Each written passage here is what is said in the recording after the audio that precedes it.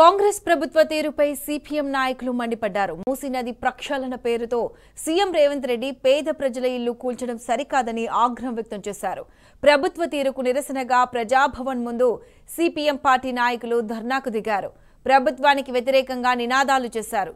ఎంతో కష్టపడి కట్టుకున్న ఇల్లు కూల్చి వారికి డబుల్ బెడ్రూమ్ ఇల్లు ఇస్తానడం సరికాదని ప్రభుత్వంపై ధ్వజమెత్తారు.